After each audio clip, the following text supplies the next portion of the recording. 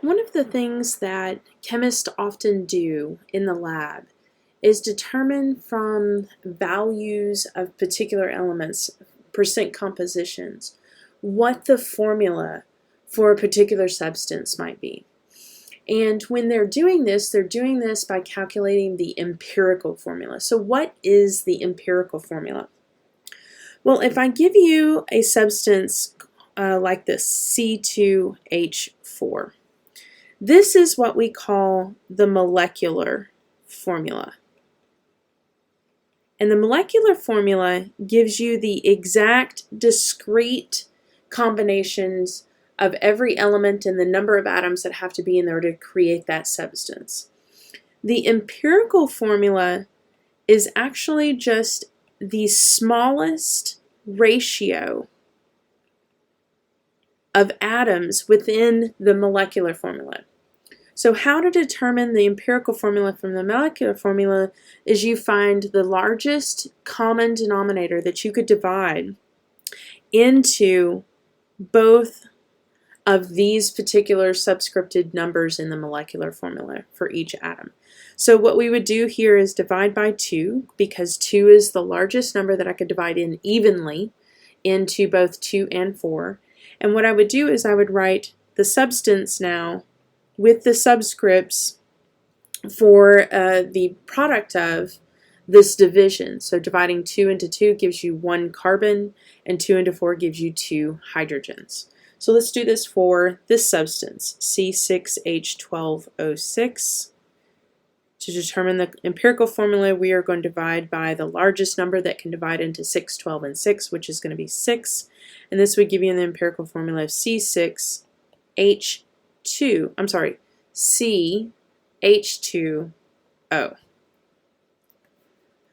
For this one, N2O10, we're going to divide by the number 2, number 2, and we would get the value of NO5.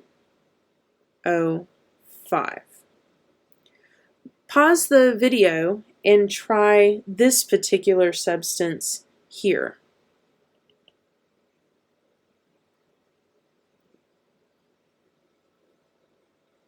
All right, now that you've come back, we know that the highest number that you can divide into P2O6 is going to be 2, and so you should have gotten a number of PO3. So one interesting thing about some formulas, like for instance the formula of water, to determine the empirical formula for water, there is actually no number that you could divide into other than 1 that would go evenly into H2O. So it turns out the empirical formula of water is the same as the molecular formula. Right. Now that we have actually looked at the empirical formula of what might look like, let's actually try a few problems of calculating the empirical formula from a technique we know as percent composition.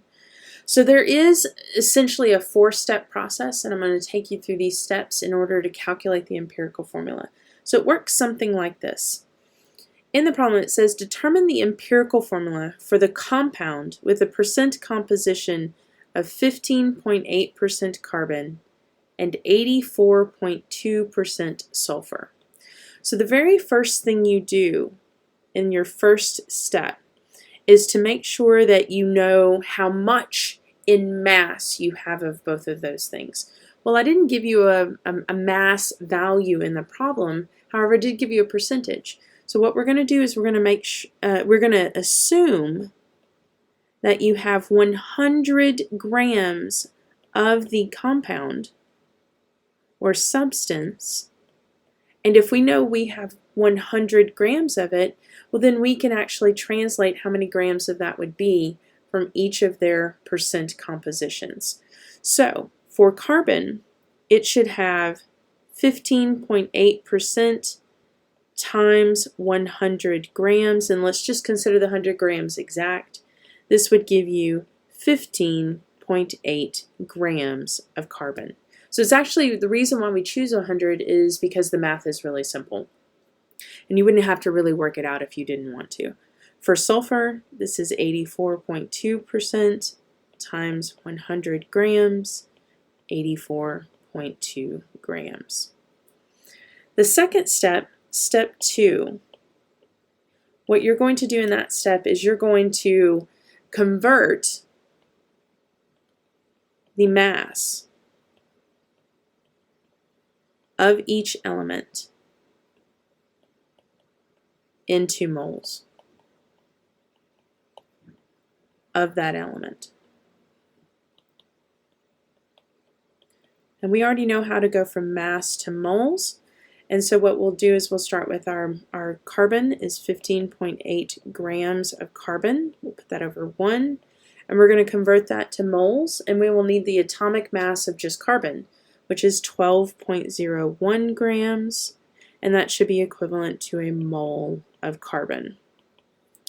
And we'll, the value for that ends up being in 3 sig figs is 1.32 moles of carbon. And then we'll do this for sulfur also. So this is 84.2 grams of sulfur. Put this over 1. And sulfur's atomic mass unit is 32.07 grams of sulfur, which should be equivalent to 1 mole of sulfur. And that value ends up being 2.62 moles of S. So that's step 2. Now that we have these values here, we want to determine what the mole ratio is relative to carbon and sulfur to one another, but in whole numbers. So to do that, we are actually going to divide by the smallest mole number out of all of the elemental choices into each other mole value. And what this does is it gives you a ratio of moles for each element. And we're going to round to whole numbers. So it looks something like this. So if I take 1.32 moles of carbon and 2.62 moles of sulfur, and I divide each one of them by the smallest of the two, so that's going to be 1.32 moles of carbon and 1.32 moles of carbon. That's going to give me a value of 1, so we're going to round to the nearest whole number, and a value of 2. These numbers here are what are going to be our subscripts in the empirical formula. So for carbon, that number is 1, and for sulfur, that number is 2. This CS2 is the empirical formula for our compound. Okay, let's try this one more time with one more practice problem. And in this particular one, we're going to determine the empirical formula for the compound with a percent composition of 43.6% phosphorus and 56.4% oxygen. And so what I'm going to do is I'm going to go ahead and kind of shorten how I write all of this stuff down, but I'm going to start with essentially assuming that we have 100 grams of our compound. And if I assume that, I know that I have 43.6 grams of phosphorus and I have 56.4 grams of oxygen. And then what I'm going to do is I'm going to convert each one of these into moles of the respective element. So I'm going to put my phosphorus over 1. I'm going to convert that to moles. And the atomic mass for phosphorus is 30.97. grams of phosphorus, which is equal to 1 mole of phosphorus. And that tabulates to 1.41 moles of phosphorus. And now I'm going to take my oxygen and I'm going to convert that to moles. So 16.00 grams of O is equivalent to 1 mole of oxygen. And that ends up being 3.53 moles of oxygen. And so we made the assumption of 100 grams. Then what we did is we converted from mass to moles here. Now what we want to do is determine the ratio in whole numbers here. And the way we do that is divide by the smallest of the mole values. So in our case, this is going to be 1.41. So we're going to divide both of these numbers by 1.41, 1.41, and we get a number of 1. And it turns out when you do this in the calculator, just so I'm going to let you see this in the calculator, 3.53 divided by 1.41 gives you really a number that you can't really round to a whole number because you're right kind of in the middle of a whole number. So kind of a rule of thumb is if you are somewhere between 0.2 to 0.8, if you're in between these two numbers, you really can't round to the nearest whole number. Instead, we're just going to write it as is, 2.5. But see, we can't put 2.5 as a subscript in an empirical formula.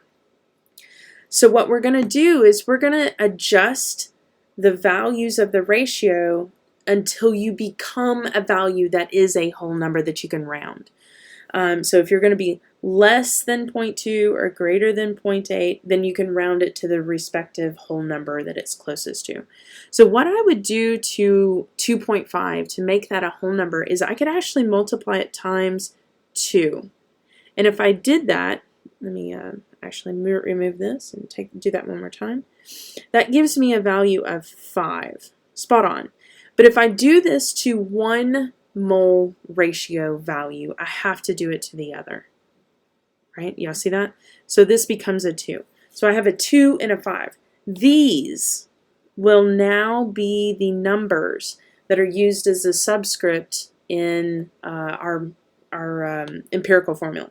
So this would be P2O5. And that is our empirical formula for that substance.